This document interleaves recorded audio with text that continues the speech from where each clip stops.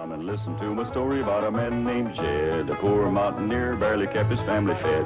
And then one day he was shooting at some food, and up through the ground come a bubbling crude oil, that is, black gold, Texas tea. Well, the first thing you know, old Jed's a millionaire. The kinfolk said, Jed, move away from there. Said, California is the place you ought to be. So they loaded up the truck and they moved to Beverly Hills, that is, swimming pools, movie stars. The Beverly HillBillies.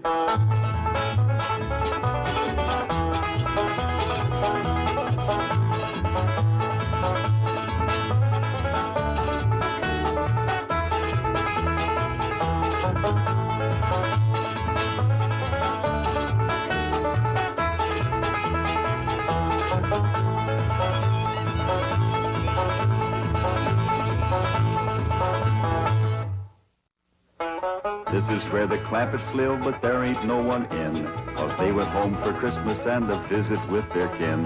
And here they are arriving at the home they love the best, happy as a pack of squirrels returning to their nest.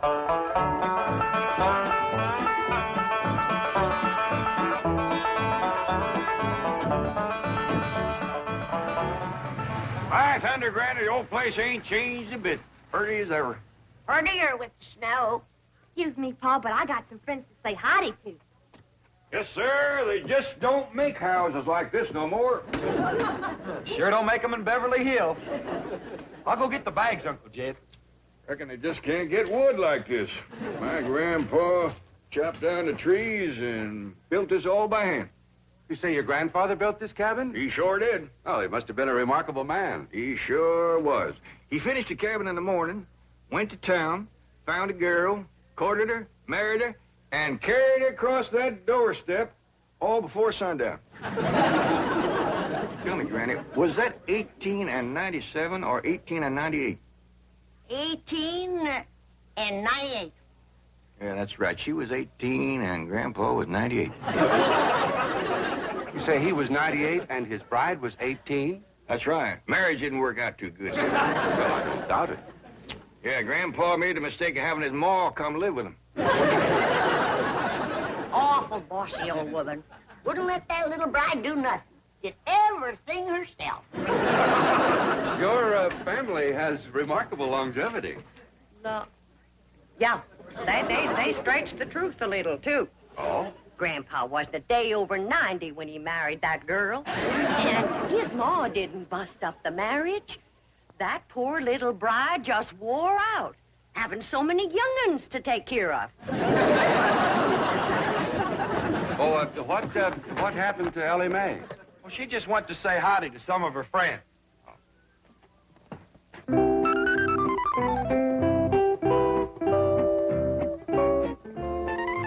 Maggie? Maggie, it's me, Ellie Mae. I come back to visit you.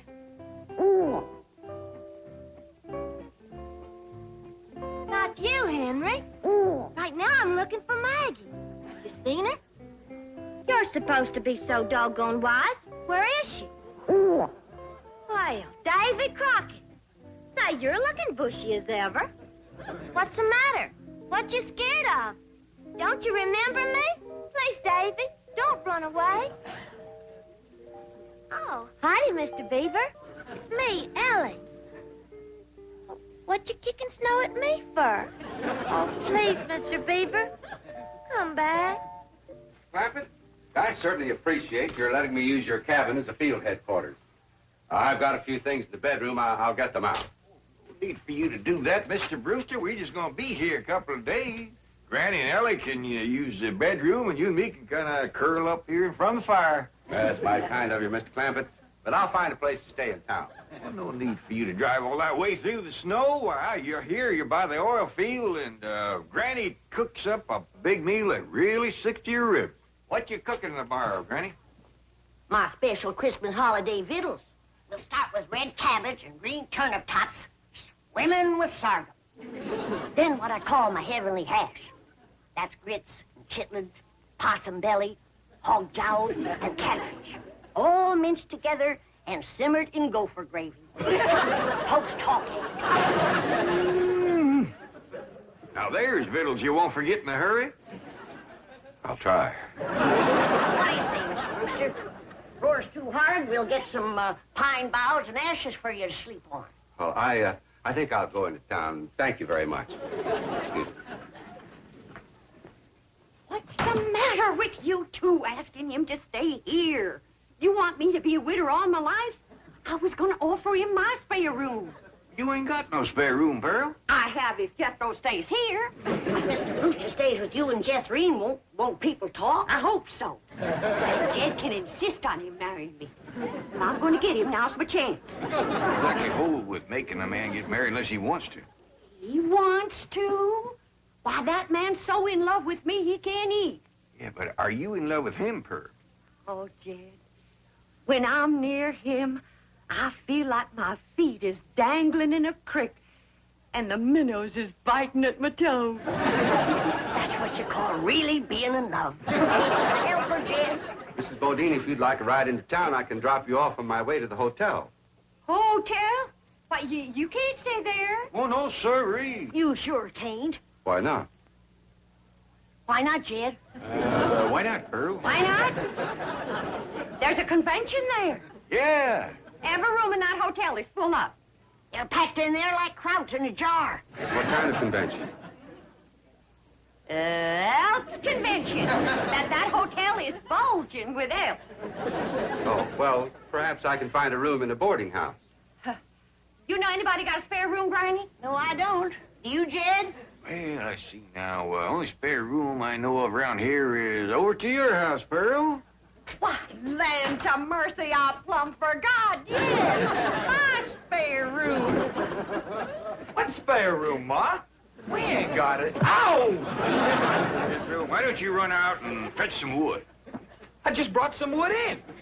What spare room, Ma? We ain't got no spare. Ow! You just run along outside and get the kinks out of that leg. I ain't got no kinks in my leg. It's just that Ma just keeps... Ow! Son, if you're going to play hopscotch, you go outside. House ain't for playing games. But I ain't playing games. Then go chop me some wood. I just chopped some wood. Chop her some green wood. She wants to smoke a possum. Now give her. I just chopped some wood and I put it right there. I just put it right over there in the corner. Now, you come to my house, Mr. Brewster. The spare room is yours. Well, all right. If it's not... Why should I sleep here on the floor? I got a room. Ow! He's given to seizures in the leg, ain't he, Granny? I'll have him rub it with some hot possum grease tonight. Yeah, well, let's get going. Aunt Pearl, would you do me a big favor? Well, of course, Daddy May. What is it? Would you take this here fur coat? Your mink? For keeps? I sure would appreciate it. It makes my friends in the woods kind of skittish. They must reckon I'll be wearing them next. Well, I don't rightly know if I Go should... ahead and take it, Pearl. That is, if you don't mind it's been the war once or twice before. Oh, not at all.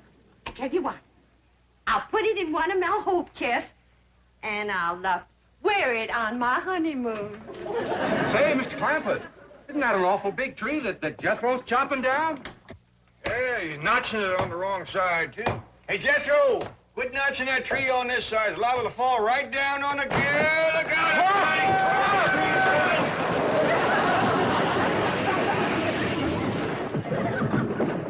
everybody! It missed us. Praise the Lord. Well, the tree missed. We can get up now. Well, he might be chopping another one. Let's wait and see.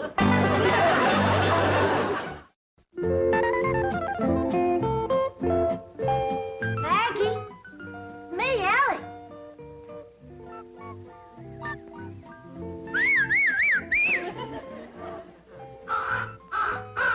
Freddie, you old rascal. I know you've seen Maggie. You'll go and get her for me. I'll give you something shiny. What would you like? How about this? Okay? There. Go find Maggie. Smelly. Hi there, Smelly. It's me, Ellie. The good thing you didn't see me in that mink coat. You might have got riled at me. There's one friend I don't want riled. It's you. Maggie, I knew Freddie would find you. Maggie, I'm so happy to see you. I told you I'd come and visit you, and here I am. Ellie? Ellie Mae, where are you? Over here, Paul. Now, don't you be scared of Paul. He won't hurt you none. Well, now, who's this? This here's my old friend Maggie. You remember her? Sure I do. Howdy, Maggie. Say, Ellie, we's all going over to Aunt Pearl's for supper. And after supper, we's all going over to that movie picture theater where Pearl worked. Well, he'd rather stay here. Well, Pearl says there's going to be a brand new picture from Hollywood called Ben-Hur.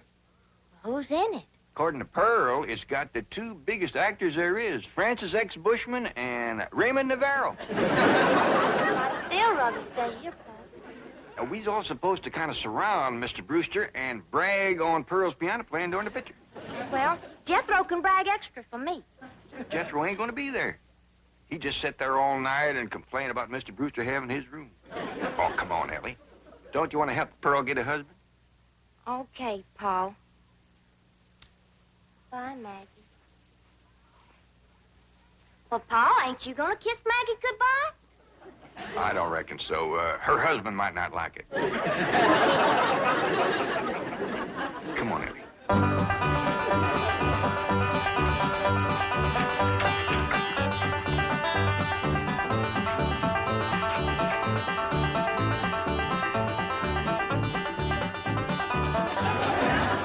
Come on, everybody. Well, doggy. Jethry, here's a picture of your mom. Yeah, it says, in person, Pearl Bodine, Wizard of the Keyboard. That means Piany. Hey, your name is as big as Ben-Hur's. I begged the manager not to put that up, but he says it's a drawing card. My playing during the picture. During the picture, don't you have sound? Loads of it.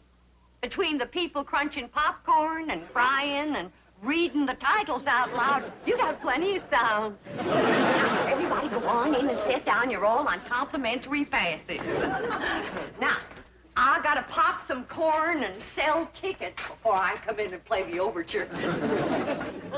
Mr. Brewster, did you ever in all your born days see a woman who could do more things than my cousin Pearl? She can cook, sew, keep house, play piano, and no wonder the men around here are just beating your door down to propose. But Pearl's choicey. She's waiting for the right man.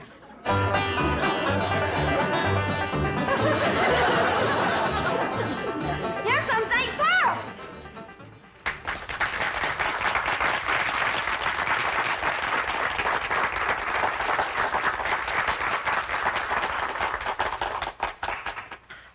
Ladies and gentlemen, before our big premiere gets underway, I know you'll want to meet the celebrities in our audience tonight.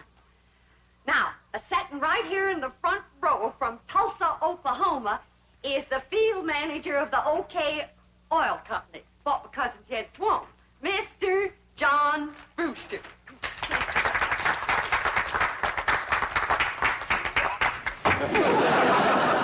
Ooh, that tomato. Come on. Homer Winch, get up there and you clean off that screen right now. Ain't you ashamed? Yeah, Pearl, but I couldn't help myself. I'm just eat up with jealousy. I seen red. Well, I see it too, so clean off the movie screen. Then her'll look like he's bleeding before the chariot race ever starts. Exciting when you're mad, Pearl. Get up there, you coot.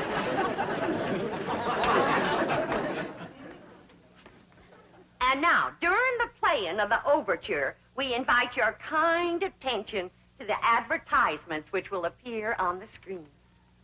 I thank you. All right, Charlie!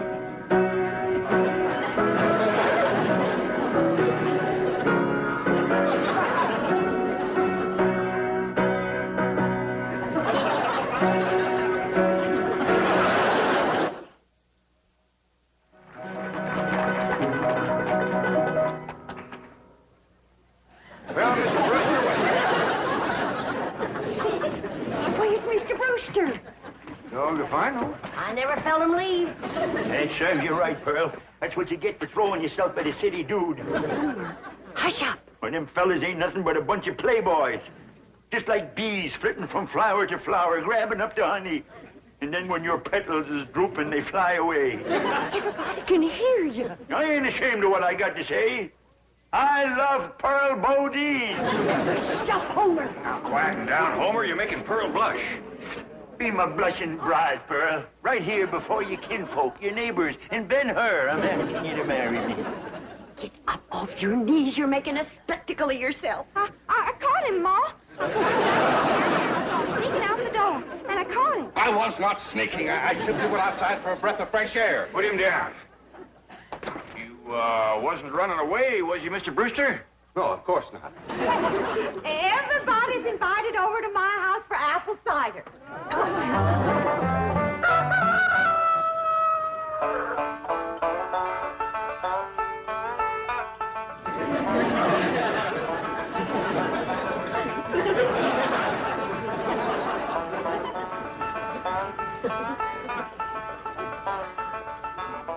Jed, wake up. Jed, you too, Jethro. Come on now, get out from underfoot, both of you. Granny, we was up late last night. Yeah, Granny, we want to sleep. It ain't what you want that makes you fat, it's what you get. Getting up off that floor.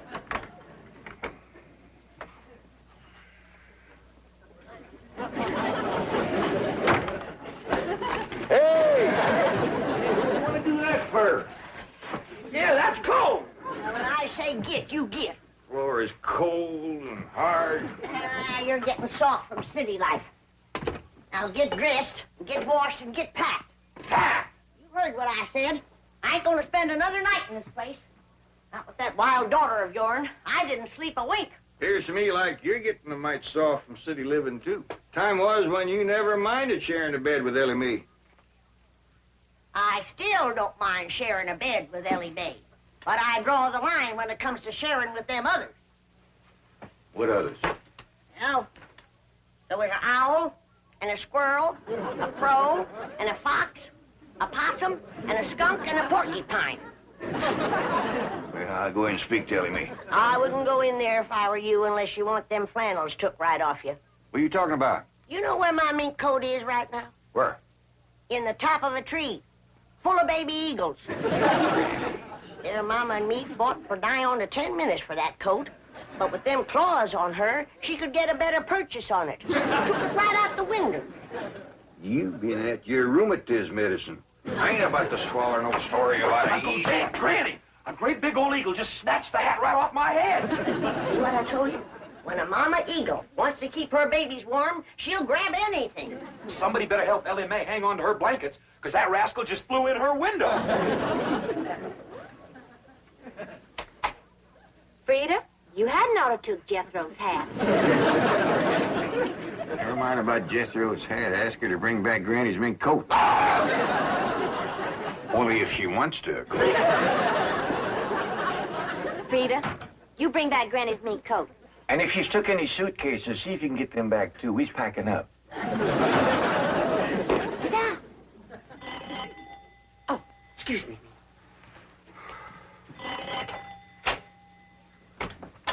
Good morning, Pearl.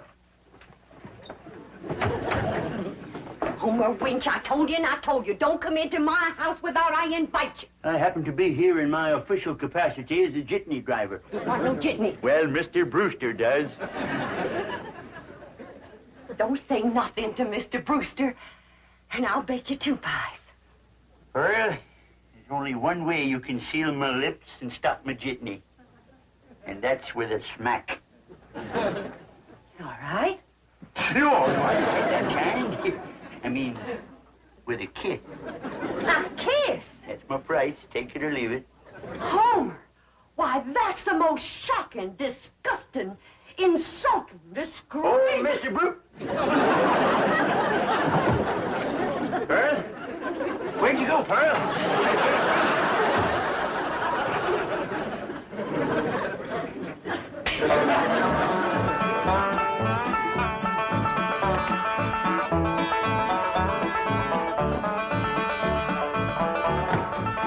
Ma's coming, and boy, is she a driver. She must have heard we was leaving. Without getting her married to Mr. Brewster. I reckon we's in for considerable bawling. Ain't nobody can outcry Ma when she commences to gushing. Pearl? I reckon you's heard we's going back to Beverly Hills. Oh, now, Pearl, you's bawling already. Don't worry, Pearl. You'll get a feller. Yeah, come on back to Beverly Hills with us. I can't. All right, Pearl, all right. I can't fight a woman's tears. We'll stay here until you marry Mr. Brewster. Yeah, Ma, and I'll be your best man.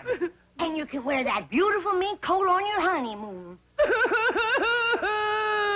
Pearl, what are you crying about now? The mink coat. What about it? I was driving down the road and a great big eagle took it right out of my lap. Don't you worry. Ellie Mae! Yeah, Pop? You shinny up that tree and tell that grabby eagle to give you back that mink coat for Pearl's honeymoon, or she ain't no friend of yours. Only if she wants to, of course.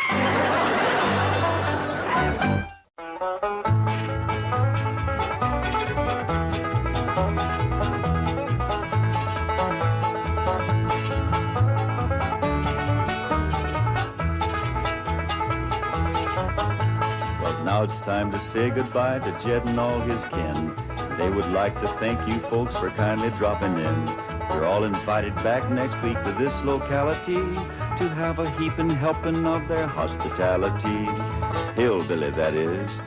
Set a spell. Take your shoes off. Y'all come back now, dear.